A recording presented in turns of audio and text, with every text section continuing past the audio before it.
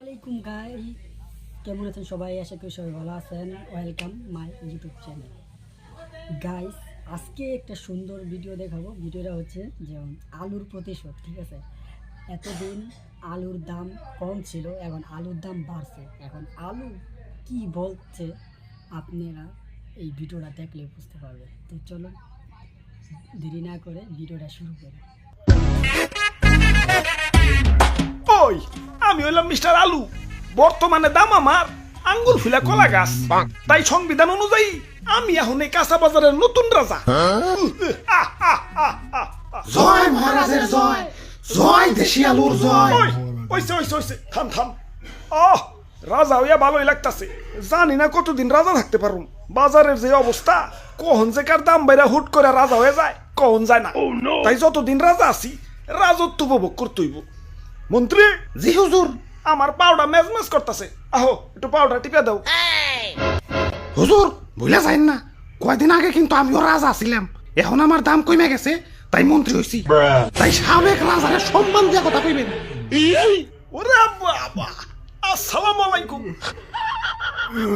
ই আর কি করেন না, আপনার কয়টা দাম বাইরে রাজা হইছেন? আসছিলেন তো 20 টাকা কেজি, হুট করে 400 টাকা কেজি হইয়ে রাজা হইছেন। আর আমি কেমনে রাজা হইছিলাম জানেন? আমার কেজি তো 1200 টাকা পর্যন্ত উঠে গেছিল। ওই তুই মুখে মুখে তর্ক করস, তোর বোটা কিন্তু টান দিয়া ছিড়া ফেলাম। ওই তোর বোটার কোনো প্রয়োজনীয়তা আছে? তুই এটা নিয়ে ঘুরস কা? হ্যাঁ, কেউ যদি 1.5 কেজি মরিচ কিনে 1 কেজি তো তোর বুটাই পায়। আমার রাজ্যের নিরীহ মানুষে তুই ঠকাস। ওই ওরে আমার রাজ্যের বাইরে ফেলে দেয়। যত বড় সাইজ না তত বড় কথা। হুজুর রাগ করেন না, জানেনই তো ছোট মরিচের জাল বেশি। মাফ করে দেন এবারকার মতো। আচ্ছা যা, তুই কইছস দেখে মাফ করে দিলাম।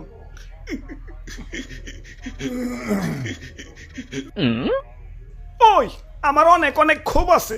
আমার দাম যখন স্বাভাবিক আসিল, মানুষ আমার দাম দেয় নাই। যাতা তরকারির সাথে আমার রানছে। ডিম রানবো, আলু দাও। সিম রানবো, আলু দাও।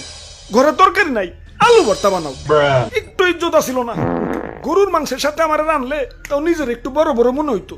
কিন্তু একদল লোক আবার সেই মাংস থেকে আলু মালু সাইটে রেখে বাইসা বাইসা খালি মাংস খাইতো। এখন আমার সস্তা মনে করস ভালো কথা। এভাবে সাজিয়ে গুছিয়ে গরুর মাংসের সামনে আমার অপমান করার মানেটা কি? আমার কি কোনো আত্মসম্মান বোধ নাই?